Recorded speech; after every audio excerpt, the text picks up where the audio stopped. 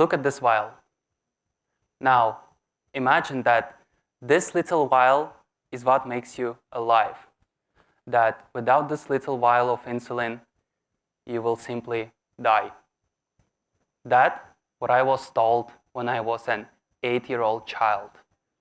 I was diagnosed with type 1 diabetes. I remember this moment by moment.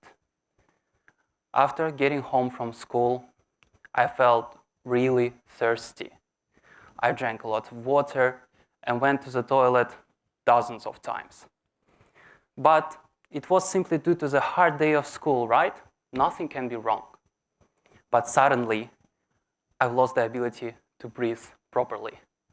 I felt as if someone was choking me. My temperature body rose extremely high. I felt that I was burning alive. My hands and legs were shaking. For the first time in my life, I had a panic attack. I felt that I will die very soon. After getting diagnosed, when I got out of the hospital, me and my mom, we sat in a car, and I asked her a simple question. Mom, when will I be cured? She tried to hide her tears from her eyes and said, never.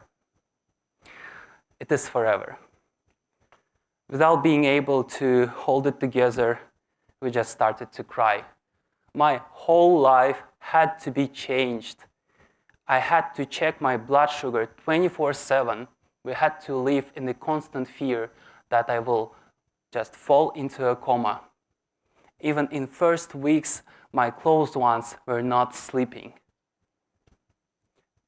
These were the hardest times for both me and my parents. But you see me here, alive and almost happy, giving a speech about diabetes. So, what happened? How did I move from the lowest point of my life to peace and stability? But before that, let me ask. Probably you have heard some things about diabetes from your relatives or from movies, that diabetes appears when you eat too much sugar, that we as people with diabetes cannot eat any sweets because we will die from it, or that even diabetes is contagious. But don't worry, if I cough on you, you will not get infected. But I remember once, when I was a freshman student, was too much into the party life. You know how is it tempting to go out with your friends at night when you have dozens of deadlines, right? Well, that affected not only my grade and my sleep schedule, but most importantly, my health too. Once, during the random winter night, I felt that my hands and legs were shaking again. I felt panic attack, and I felt that I will die soon. I called the ambulance. They got me into a hospital, and there was an old man. I remember him well for one particular reason. Once, a nurse came up to him. He also had diabetes. And there, she took off the blanket from him. And I saw his legs, particularly what was left from his legs. His legs were rotten. My doctor said it was due to the fact that he was not controlling his blood sugar. He was not doing his medical checkup. And if you do not do this continuously, you will lose your eyesight, you will lose your skin on your legs, and you will eventually die. That was the biggest snap in my head. I cannot end up as an old man with diabetes at the hospital without legs, without the eyesight. I have to get things under my control. From that, I chose to make diabetes not as a constant source of anxiety, but as a habit through which I will cooperate with it.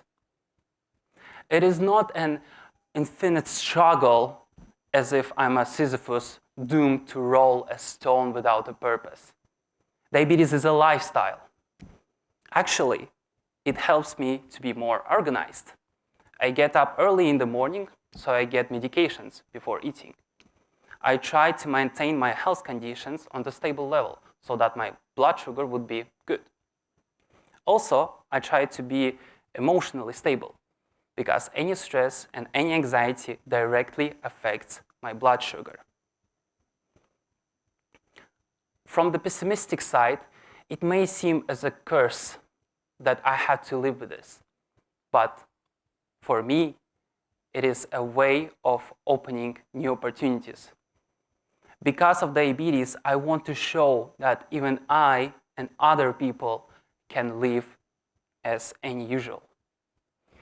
For that, I tried to do many activities at this university.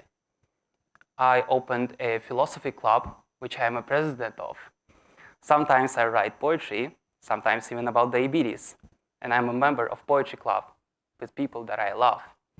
I'm also a research assistant working in Soviet archives. Sometimes I even teach Russian language to international students and professors. These are the ways of showing that people with diabetes can do all these other things. So, do not see diabetes as a curse. See it as an obstacle that makes us stronger. Thank you.